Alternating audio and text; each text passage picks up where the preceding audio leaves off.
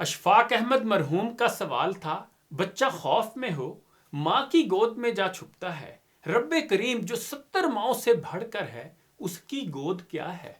جواب دینے والے نے بھی کیا خوب کہا، اللہ کی گود توبہ ہے۔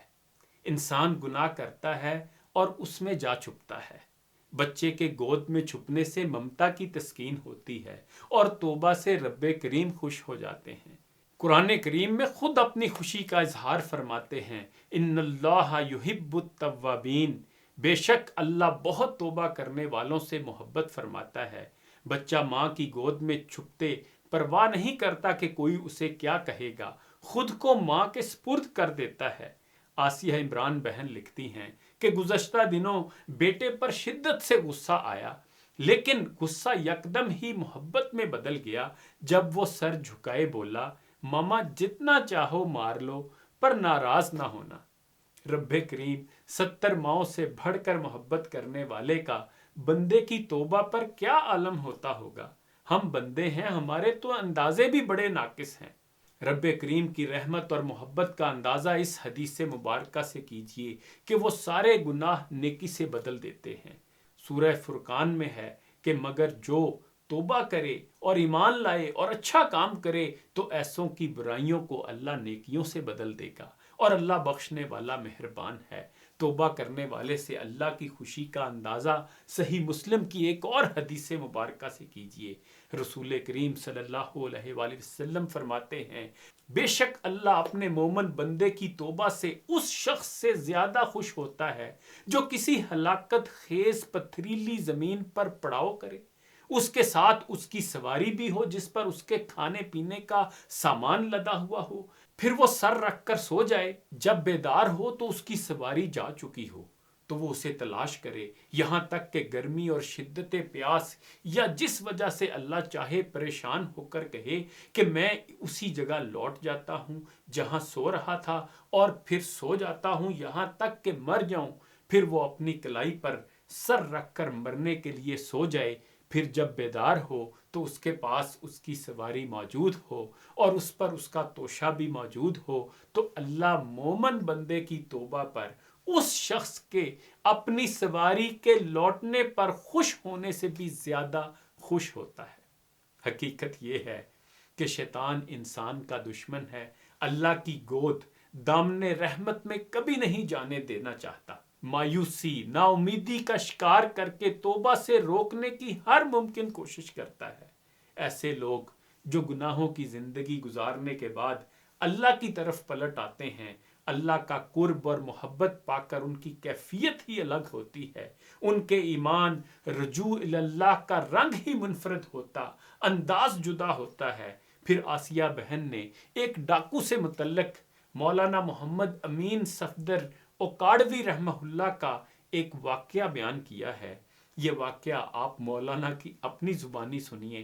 مولانا اوکاڑوی لکھتے ہیں، مجھے وہاڑی کے ایک گاؤں سے محبت بھرا خط لکھا گیا کہ ہمارے گاؤں میں آج تک سیرت النبی صلی اللہ علیہ وآلہ وسلم پر بیان نہیں ہوا، ہمارا بہت دل کرتا ہے، وقت عنایت فرمائیے، ہم تیاری کر لیں گے۔ مولانا کہتے ہیں کہ محبت برے جذبات دیکھ کر میں نے ان کو تاریخ بتائی کہ فلاں دن حاضر ہو جاؤں گا۔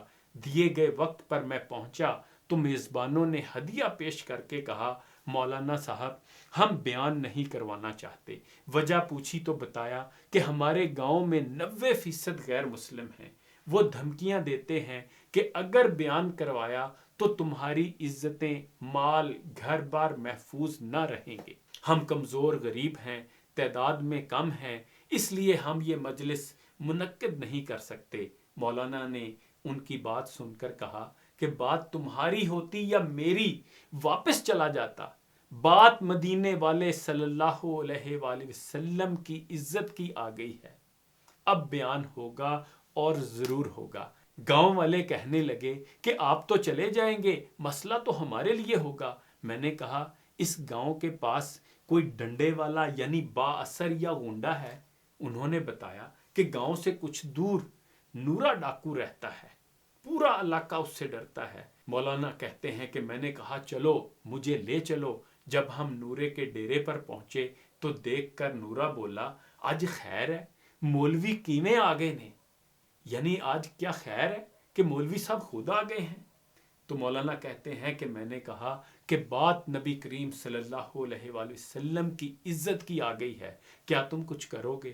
مولانا کہتے ہیں کہ میری بات سن کر نورا بجلی کی طرح کھڑا ہوا اور بولا میں ڈاکو ضرور ہوں پر بے غیرت نہیں۔ پھر وہ ہمیں لے کر چل نکلا۔ مولانا کہتے ہیں کہ مسجد میں نے 3 گھنٹے بیان کیا اور نورا وہاں ڈٹ کر کھڑا رہا۔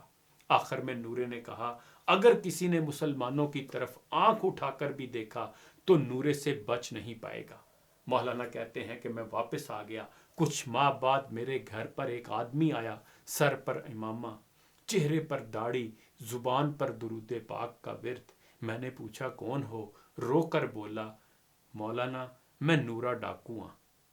جب اس دن میں واپس گھر کو لوٹا تو جا کر سو گیا۔